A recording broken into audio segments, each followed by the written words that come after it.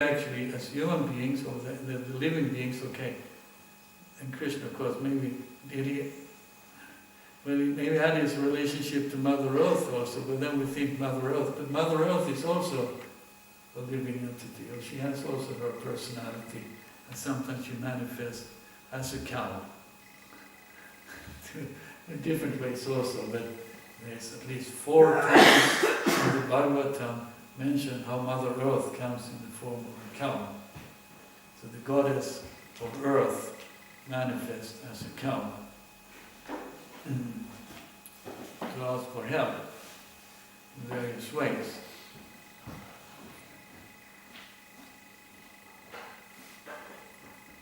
So Krishna, okay, that was the cows. Krishna has his relationship with them. Okay, then now we human beings, so Krishna likes to have loving relationships.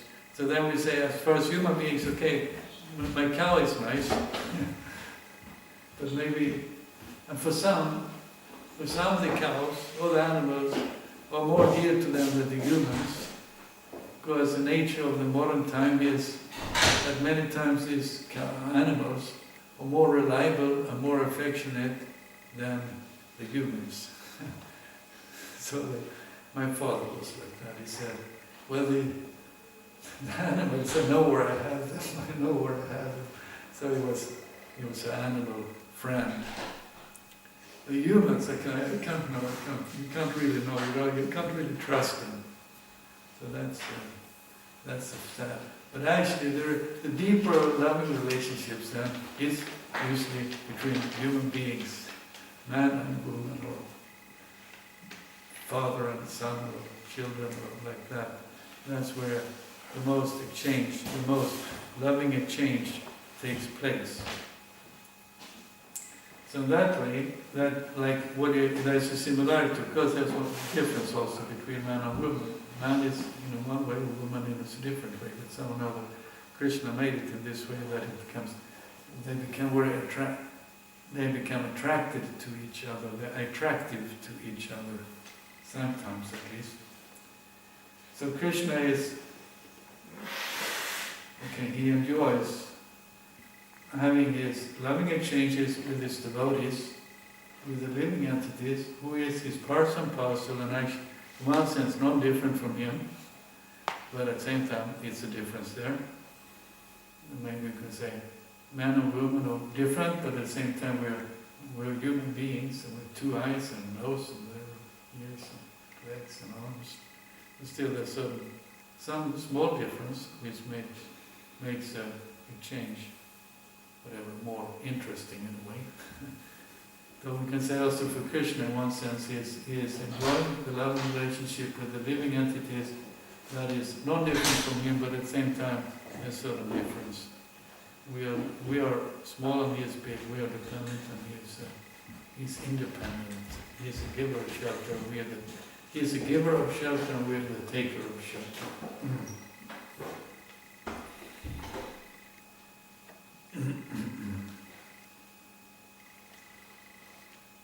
And here is to give an example.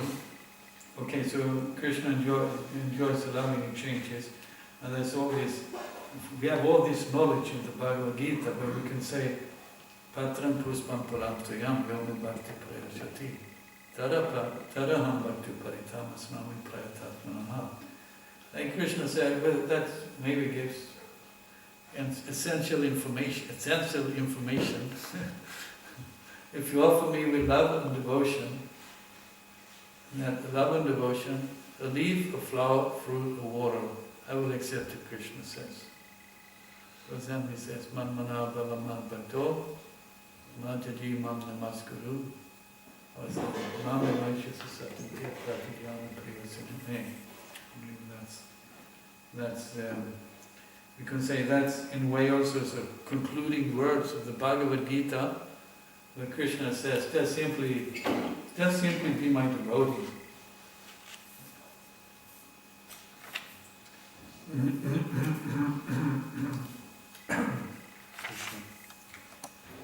Always think of me and become a devotee. Always think of me, because if you love, that is one thing. If you love someone, we will think of that person.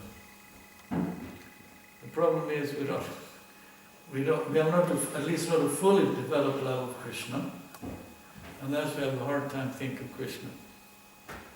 But the one you love, when you are in love, maybe as a husband, wife, as a parent in relation to children or something like that, then it's very intense. It's more intense.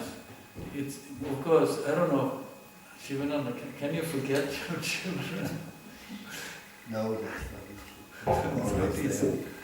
On the other hand, the next question is, do you think of your children all the time? No, not really. They are there in the background.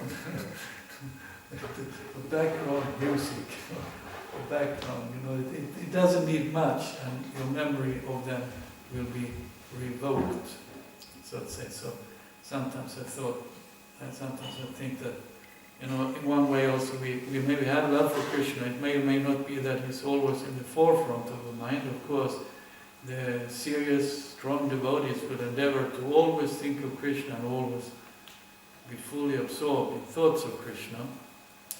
But even though if you're in that way engaged in a relationship with Krishna and having Krishna, then maybe it's not always in the forefront or like that, because you have to do other things, or think of other things as a family man or whatever, maybe as a temple president, a temple commander, or how to get this done and that, keeping so many in mind. But actually he's not far away, he's like in the background, and when there's a certain thing, then the memory comes to the forefront. So always think of me, become a devotee, Krishna says. Worship me and offer your homage unto me. So that is like he says, just be my devotee, love me. Okay, Prabhupada had that question. No, Prabhupada had the question. Prabhupada answered the question. That I remember, because it was my godbrother Yogeshwar, who was in the temple in 1970 when I joined. And he was on a morning walk with Prabhupada, and this was recorded, so I wrote it on the recording. So Yogeshwar asked, he had been married, and then he asked, so Prabhupada was something like, what does it really mean to be married? Well, what should we do? Something. So then Prabhupada said, what's the problem always thinking of Krishna? Actually, Yogeshwar, I think he asked, how much should I give to Krishna and how much should I keep for myself? And the Prabhupada just says, what's the difficulty always thinking of Krishna? that was his response. And maybe to repeat it a couple of times. What's the difficulty always thinking of Krishna? So then Prabhupada said, if you love Krishna, what's the difficulty? So that if you love Krishna, we naturally will think of Krishna, always. Of course, then the question is, what love do we have? What intensity of love is required for us to always think of Krishna, to become actually the greatest pure devotee? So Mahabhagavata really has love for Krishna. But always think of me and become a devotee. So we start off trying to think of Krishna, at least some of the time, if not most of the time. We have our regular sadhana bhakti, where we, in a regulated ways, engaging in devotional activities that makes us remember Krishna. And then later on it may come Raganuga Bhakti, but Raganuga Bhakti is also within the frame of what? Sadhana Bhakti. Okay, that's the two different Sadhana Bhakti. There's what is the first one? Vaidhi Bhakti, yes. That's maybe, many times we experience maybe it's Vaidhi Bhakti. It's a part of Sadhana Bhakti. And then later on it becomes, then we actually some love coming up and it becomes Raganuga Bhakti. There's some raga. There's some raga, there's some attachment. It's more, not just, well, I should do it, but you do it because you actually want. So in that way, there's developed a love for Krishna. And we can always think of Krishna. We offer, worship me and offer your homage unto me. That offer me homage, I imagine it means we pay our obeisances. and worshipping Krishna, but we can say the worship of Krishna, like we're worshipping here, we have a temple, altar, or maybe you have some deities at home, and you offer what you cook to offer to Krishna, offer him small artik, maybe bath the deities in the morning or do something like that. And that's interesting when you worship the Lord in that way, maybe if it's your own little deity, little and small or bigger, sometimes the devotees have quite big deities also, but that should actually be for the temple. And it's some kind of personal relationship, because the point is that once you start seriously with that and have some understanding that it's Krishna you're worshipping, you can't really stop worshipping. It's like yourself. Would you like, I don't know, maybe mostly the devotees take a shower once or twice a day. But then we say, no, why take a shower today? Why take a shower today? It's such a waste of time. Let's be rational. Let's take a shower once a week. I did that as a clown. It was fine as a kid. But as a devotee, we will not be happy taking shower just once a week. Because again, so we feel uncomfortable, maybe at the very thought. And then, what would Krishna feel if we would say, one bath of the week is okay? You can wait until next time. That's a way of looking at the matter. So as devotee we see it, oh yes, Krishna has to have his bath, he has to worship on a daily basis. Of course, there may be different standards, something. So that way, worship of Krishna. We worship Krishna as a means of expressing our love for Krishna, as a way of developing our love for Krishna. And then what will happen, when there is love of Krishna, thus you will come to me without fail, Krishna says. So it says, Mamana Bhava Mam Bhakto Majidi Mam Namaskuru Mama Vaishya Satyam Te Pratidhyana Priyosame. So then it says, thus you will come to me without fail. I promise you this because you're my very dear friend. Of course we can say this is a promise to Arjuna, who certainly was a very dear friend to Krishna. But all devotees, serious devotees, in some way or another becomes dear to Krishna. We seriously, or not so seriously, we're trying to serve Krishna, so Krishna becomes a friend. Oh yes, he's my friend. As I said, he's I'm equal, what did it say? I'm equal to all. Samaham sarvabhuteshu namekveshus tinam priyaha yebhajanti tumam bhaktya mayita teshu chapyaha. I envy no one, nor am I partial to anyone. I am equal to all, Krishna says. But whoever renders service unto me in devotion is a friend, is in me, I am also a friend to him, Krishna says. So that we are some kind of friends of Krishna, we're some kind of devotees of Krishna. Krishna says, you will come to me.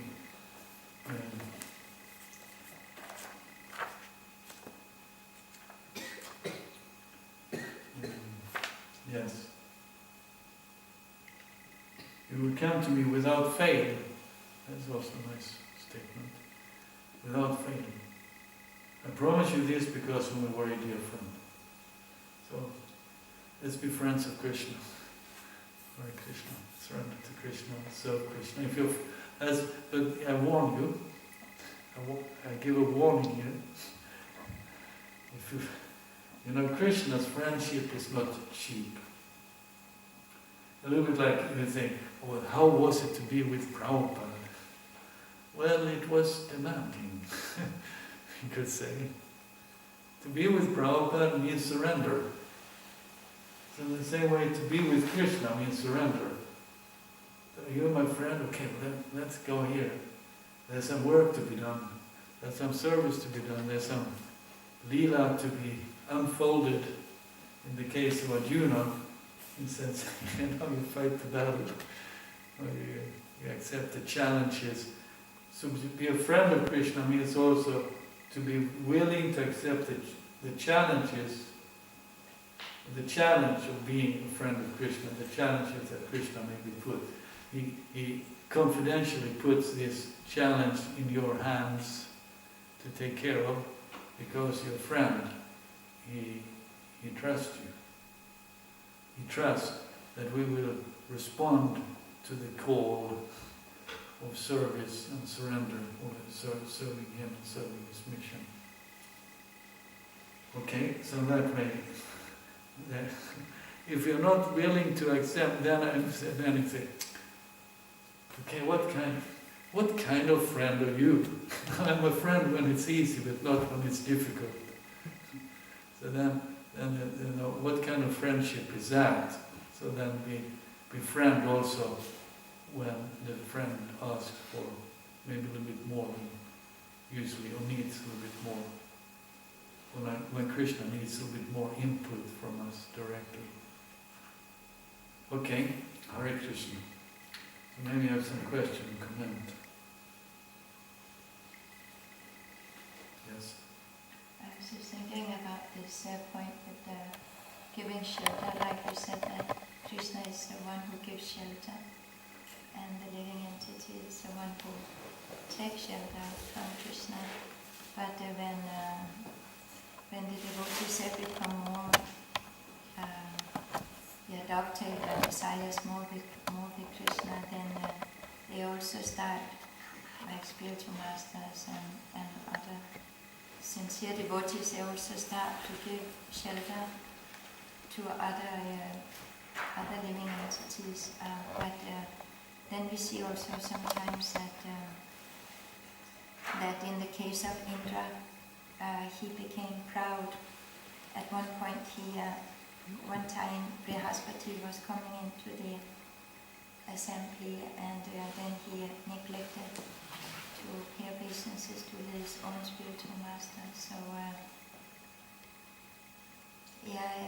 my question is like how to avoid like this, because to be like not powerful like this, it seems like very secure. Because it's such a big difference. You just take shelter because you are just so burned out from the material energy, and you're just so appreciative to get the cooling shade of the devotees. But we just see that sometimes is when the devotees become more powerful by dovetailing their desires with the Lord for a long time. But then, if they are not very careful, then this pride comes in, and then they feel like they shall give shelter now, without getting it from the spiritual master in Krishna. Yes, Krishna. That's, if you're not fully pure, it may be so. Because it's in a spiritual line, in one sense, it's maybe more easy in one sense. Okay. We used to say, to be a good leader, you need to be a good follower. Because at the same time, you're not only following, or also giving. Avoiding the pride, well, I suppose, I think with that Pratishta, I think Bhaktivinoda spoke about pride. And that's the great enemy, if not the worst enemy, of the living entity, of the spiritual progress. And then there was also another one. Who was it? That was Sanatana Swami.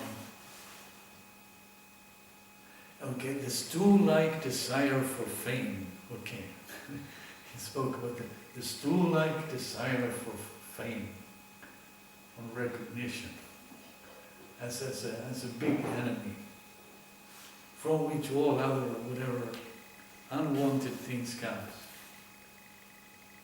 So that is you make one. It's the tendency to want to be famous, to be known. Let's say.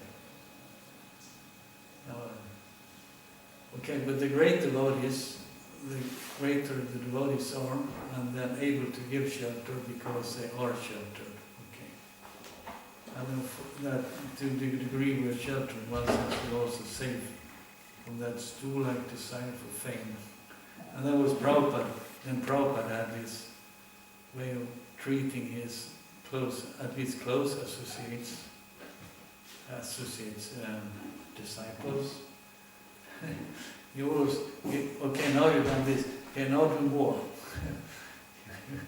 You didn't allow them to rest, but always push them forward or urge them to go forward and do more. Because in that way, yes.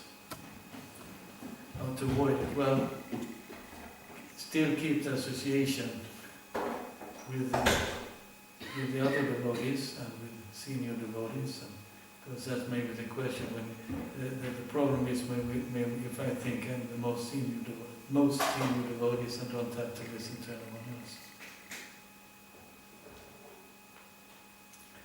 Okay, I would say yes. We have to pray to the Lord. Once we pray for service, but also pray for that we don't fall trapped to the stool-like desire for fame. Be willing to, maybe that's we do our service in various ways, not in order to be famous. We should maybe keep that in mind. We're doing this to please Krishna. And it should truly be to please Krishna. And if it's to please Krishna, then if it's many disciples or followers, we give many or bigger, so it's not so important. The important is that Krishna should be satisfied. And keep that in mind. The goal is to satisfy Krishna. Krishna should be satisfied.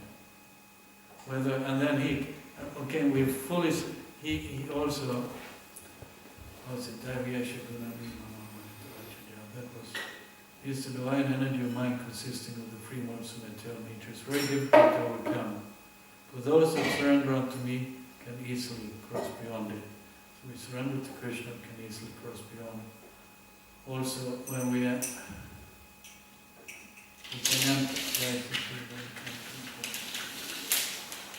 can also be protected by the spiritual energy when we fully are separated in devotional service. So once that being protected by the spiritual energy, being protected by Krishna, we may pray to Krishna, please protect me from this stool-like desire for fame. And with one sense, Krishna, yes, if he takes compassion upon us, he will protect us. And we're safe. And then we can safely do our services and maybe accept the challenges that Krishna, the challenge to give shelter to others without getting problem puffed up. And actually what we're doing is just simply trying to serve Krishna. Without Krishna we would be nothing. And without Srila Prabhupada we would be nothing. We wouldn't be here. Where would we be? Okay, Hare Krishna. So we should end Arctic, yes. If there's another question, okay, probably. You talked about this point of like comparing it with the love of a parent or a child. Yeah. Like you might not always have it in the forefront of your mind, but it's always somewhere in the background. Yeah. But like sometimes, or like a lot of the time, I find that Krishna's not even in the background. I just completely forgot about him. Completely? Yeah, sometimes. So, what do we do about that? We keep going. Yeah, well, that's, but still, how is it this, the consciousness of work? It's something like with sleep. We say that there's deep sleep, and then the dream stage sleep, we're awakened state, and the different stage of consciousness. So we awaken, we're so to say conscious now, even though this is also kind of a dream. So maybe this dreamlike state of. But then we are, so say, dreaming. We are asleep, but we are aware that something happens in the dream, but we have quite much forgotten our present identity. We're not too aware. And then there's deep sleep. Really deep sleep. It's said somewhere that you're actually contacting the Brahman, your spiritual nature, that something happens there. You need that a little bit of deep sleep to rejuvenate, to continue in this world. Okay, but so that is very deep, and we don't really remember that anything happened there, but we remember that we were asleep. There's something that comes to awakening. So there is always some consciousness, okay? So that way we can say, well, I really don't remember. Well, the fact that you remember that you don't remember means that you're conscious of what's going on. And yes, of course, my hope is, my prayer, or my belief, gives me hope, is that Krishna also remembers us. So he is. We shouldn't take that for granted, but still, it's a small. It gives a hope, or like that.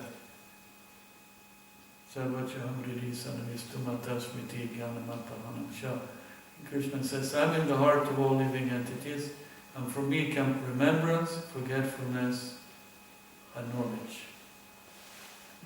So on some level, when we really get to the point, when we really test it, the end of life, then Krishna is also there, and he can remember, and he will remind us of him.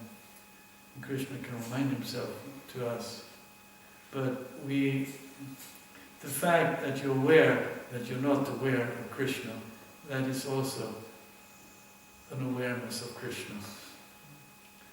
At least that's something to build on to make further progress in your spiritual life, if you think like that. Being aware that I'm missable, and then being aware that I'm separate, that I'm such a forgotten Krishna, then that way I can turn back to Krishna.